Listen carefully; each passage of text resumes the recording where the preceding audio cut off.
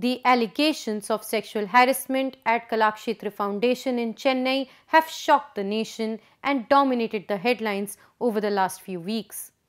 On Monday, the 3rd of April, Hari Padman, an assistant professor of dance at Kalakshetra, was arrested by the police. This was the first arrest in the case. A day later, 3 other repertory members, Sanjit Lal, Sai Krishnan and Srinath, were dismissed from Kalakshetra while Hari Padman was suspended. Kalakshetra Foundation appointed an independent inquiry committee to investigate the charges against several teachers. The action by Kalakshetra Foundation as well as the Tamil Nadu police came almost 2 weeks after the print investigation first revealed how multiple complaints of sexual and verbal harassment against Padman, who was described as the most influential person on campus, had been ignored by the administration. After over 10 days of rigorous research and reporting, speaking to the students, interviewing teachers and alumni, as well as joining the dots of multiple cases, not just of harassment but also of silencing victims, we unmasked how Kalakshetra Foundation was grappling and attempting to cover up a posh problem. The story, published on the print on the 21st of March, was third in our investigative series Posh Watch. The print newsbreak not only shocked the art world but also forced national and regional media to take note and follow our lead. Founded by legendary dancer Rukmini Devi, Kalakshetra Foundation is an institute of classical dance and music and fine arts. It is directly funded by the Ministry of Culture, and the college under the foundation is called Rukmini Devi College of Fine Arts. So this is how the story unfolded. On the 24th December 2022, the institute's former director Leela Sampson alleged in a post which was deleted in less than 24 hours that students at Kalakshetra were being sexually harassed by one professor in the college. The post drew a flurry of responses and set off a chain of events. Screenshots were taken and posted on Instagram and other platforms. Students and alumni started sharing their stories. While Sampson deleted the post within 24 hours, Care Spaces, a US-based organization that calls itself the first safe space for Indian performing arts, then opened its virtual doors. It provided students with forums where they could share their stories and claims it received more than 100 testimonies of harassment at Kalakshetra. It also started an online signature campaign which currently has more than 700 signatures calling for accountability and transparency by the Kalakshetra Foundation. On 11 March, a bunch of senior dancers organized a talk in Chennai discussing the sexual harassment problems in classical dance in general as well as Kalakshetra. This discussion caught the print's eye and we began our investigation. We spoke to 4 current and former staff members as well as 9 students and alumni. Almost all of them requested that their names be withheld.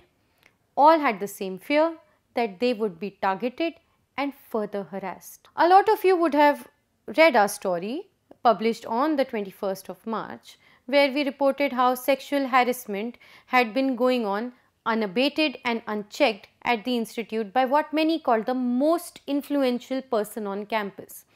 We spoke to 2 former students who alleged that they had been sexually and verbally harassed by the person in question. Other current students reported being objectified by senior dancers in the repertory, the college's dance drama contingent. I will also be sharing the link to our first story along with this video. When we probed further, more murky details emerged. Several Kalakshetra students I spoke to alleged senior dancers would ask for massages and had on several occasions made derogatory comments about their bodies. One of the examples cited by the students was that they were in a play in which they were depicting apsaras, and these repertory dancers, some of the senior teachers, had dubbed them asparas. We reached out to Kalakshetra director with a list of 9 pointed questions based on the students' allegations. While we did not receive any response from the administration, the college issued a notice on their website within 24 hours, exonerating the teacher in question, calling the allegations baseless rumors, and terming these charges a bid to malign Kalakshetra's reputation. We reached out to the Kalakshetra director again after this notice was issued on 19th March, but her only response was a link to the notice on the committee's findings. Within 3 hours after the report was published on 21st March at 7 p.m., the National Commission for Women took cognizance. However, 2 days later, it rescinded its letter to the Tamil Nadu DGP asking for an inquiry into the matter. A section of commentators, dancers were quick to discredit the Print's report. Someone on behalf of Kalakshetra director reached out to our editor-in-chief, trying to dismiss our investigation and our report. But the issue was already gathering steam. It had made the headlines, with other media also raising questions over the sexual harassment row. Despite the fact that NCW rescinded its letter, the Commission's chief Rekha Sharma visited Kalakshetra campus on Wednesday, 29 March, and interviewed students. Students we spoke to felt that the administration had created a threatening environment for them when Sharma visited the campus, and that they did not get to speak freely to the NCW chief. The next day, on 30 March, students said that they had had enough and staged protests. Right after the morning prayer, which is held under a banyan tree at the campus. Students boycotted their exams and sat on a day-long stir. They confronted the director and put forth a charter of demands, asking for immediate dismissal of Hari Padman, assistant professor at Kalakshetra, as well as of the repertory members Sanjit Lal, Sai Krishnan and Srinath.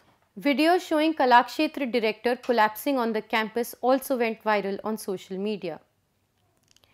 A day later, on 31 March, Tamil Nadu State Commission for Women Chief A.S. Kumari visited the campus.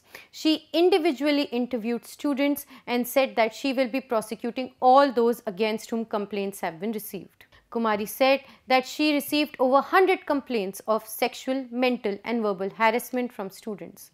On 3rd April, she submitted her recommendation to the state government and recommended legal action against the 3 accused. Sanjit Lal, Srinath and Sai Krishnan.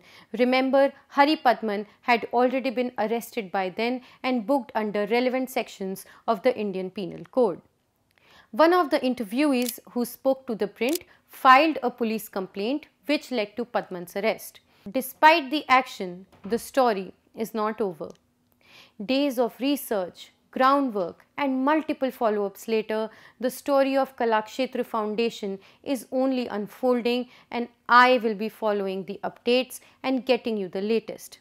I would like to thank our subscribers, without whom such projects would be very difficult to undertake. If you like our work, please subscribe to The Print. Thanks for watching. This is Shubhangi Misra for The Print.